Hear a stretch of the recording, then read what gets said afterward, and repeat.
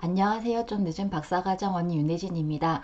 발표나 강의가 이제 경험이 조금 부족하셔가지고 익숙치 않은 분들을 위해서 이제 몇 가지 팁을 좀 준비해 봤습니다. 제가 지금 얼마 전에 발표 수업을 진행했는데 그 정보를 전달하는 강의가 생각보다 쉽지가 않거든요. 1인당 뭐 한 5분, 10분이라도 이제 그거를 이렇게 짜임새 있게 전달하기가 이제 굉장히 이렇게 까다롭더라고요. 초보자분들한테는요. 그래서 그 모습을 보고 이제 생각한 게 있었는데요. 첫 번째는 이제 본인이 그 자리에 섰으면 이미 준비에 대한 상황은 끝난 거거든요. 그래서 뭐 자료를 다 보지 못했다든지 아니면 뭐 이렇게 충분히 숙지되지 않았다든지 이제 그거에 대해서는 생각을 그만하셔야지 되고, 내가 가지고 있는 그 어떤 상황과 자원 속에서 이렇게 최대한 자신감 있게 전달할 수밖에 없는 것 같아요. 그래서 제가 준비가 덜 돼서요, 제가 숙지가 덜 돼서요, 이런 말씀은 절대 하실 필요가 없고요. 그리고 그런 것들을 사실은 청자들은 다 이렇게 알고 있거든요. 그래서 굳이 그 말씀을 하셔가지고 본인의 자신감을 더 깎아 먹으실 필요는 없으신 것 같아요. 그리고 강의할 때 환경은 그 앞에 가서 이렇게 이야기하는 것만 강의가 아니라 어떤 주위 환경 같은 세팅 같은 것들도 한번 이렇게 쭉 둘러보시고, 본인이 강의하기가 좋게 조금 이렇게 조정하시는 것도 괜찮거든요. 그런 것도 다 어떻게 보면 강의의 자원에 속하는 거기 때문에 그런 부분도 사전에 조금 미리 확인하셔서 본인이 조금 편하게 진행할 수 있도록 이렇게 하시면 좋을 것 같아요. 그리고 세 번째는, 만약에 정보를 전달하는 강의 같은 경우에는 어쨌든 준비하시는 분이 뭔가를 보고 학습을 해서 하시는 거잖아요.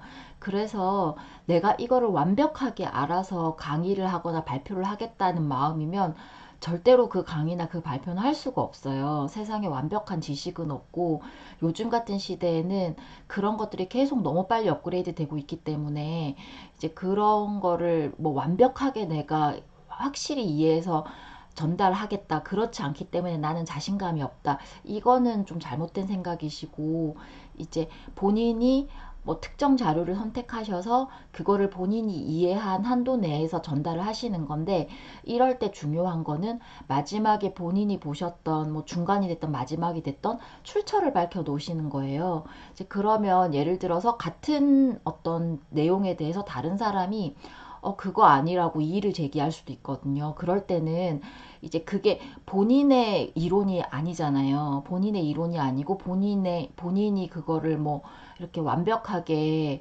이제 뭘 해서 하는 게 아니라, 본인도 다른 사람의 지식을 본인이 이렇게 이해한 한도 내에서 전달하는 거기 때문에 거기에 너무 나를 공격하는 거라 생각하시고 감정적으로 반응하실 필요는 없으세요.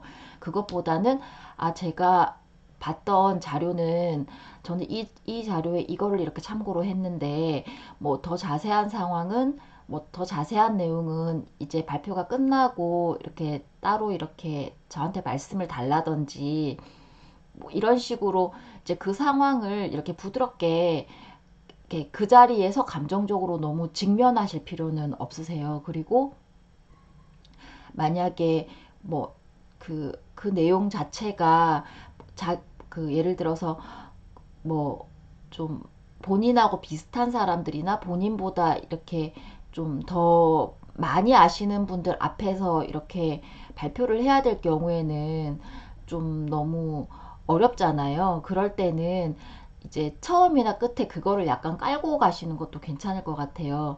이제 제가 이게 누구의 이거를 근거로 이렇게 준비를 했는데, 이제 관련해서 뭐 이렇게 더 자세한 상황이나 이런 부분이 있으시면, 더 자세한 상황이나 어떤 코멘트 하실 부분이 있으시면 이렇게 쉬는 시간이라든지 아니면 이 시간을 드릴 테니까 그때 이렇게 전달을 주시면 그 부분에 대해서 숙지해서 이렇게 다시 전달을 해드리겠다, 이런 식으로 이제 그 상황에서는 그 자신의 한계를 적당하게 밝히시고 그 상황을 부드럽게 이렇게 피해 가실 수 있는 방법을 찾으시는 것도 하나의 전략이라고 생각을 해요.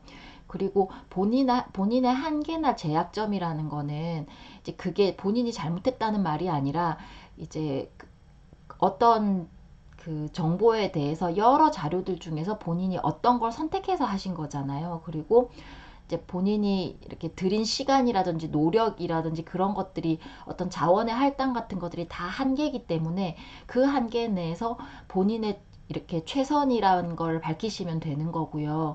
이제 그게 뭐 조금 부족하거나 조금 틀렸다고 해서 이제 거기에 대해서 뭐 죄책감이나 자책감은 느끼시지 않는 게 좋을 것 같아요. 그래야지 이제 계속해서 이제 발표라든지 강연의 기회가 많을 텐데 그런 부분들에 대한 스트레스를 줄이실 수 있거든요. 네. 그래서 오늘은 이제 발표라든지 강의라든지 이런 부분에 대한 경험이 조금 부족하신 분을 위해서 이제 관련해서 제가 생각하는 팁을 네, 정리해 봤어요. 첫 번째는 이제 본인이 준비하신 상황이 어찌되었던 간에 그 자리에 쓰셨으면 최대한의 자신감으로 이제 가지신 걸 다 표현하시라는 거에 대해서 말씀을 드렸고, 두 번째는 강의와 발표에 대한 어떤 자원이 본인이 말하는 것만 있는 게 아니라 주변 어떤 세팅 같은 것들도 있으니까 그런 부분도 본인에 맞게 이제 활용하실 수 있는 부분은 변경하시거나 활용하시면 좋겠다는 말씀 드렸고요. 세 번째는 이제 만약에 그 자리에서 어떤 분이 당신이 뭐 말하는 게 틀렸다라든지 이의가 있다든지 이런 거를 말할 때에 이제 그 부분을 본인에 대한 어떤 지적으로 직접적으로 받아들이시지 말고 이제 본인도 그렇고 그분도 그렇고 어떤 누군가의 자료를 참고해서 말하는 거기 때문에 말하는 거고, 그리고 그걸 이해를 기반으로 말하는 거니까 이제 어떤 출처라든지 이런 부분을 통해서, 그리고 본인의 준비의 한계라든지 이런 것들을 사전에 조금 이렇게 밝힘으로써 그 부분을 부드럽게 넘어갈 수 있도록 이렇게 하시면 좋을 것 같아요. 네. 그래서 오늘도 일하시면서 공부하시느라 굉장히 수고가 많으셨을 것 같아요. 네, 하루하루가 도전이고요. 그럼에도 불구하고 하루하루 성장하고 있다는 거 이렇게 믿으시면 좋을 것 같아요.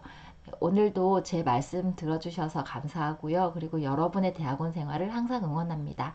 네, 감사합니다.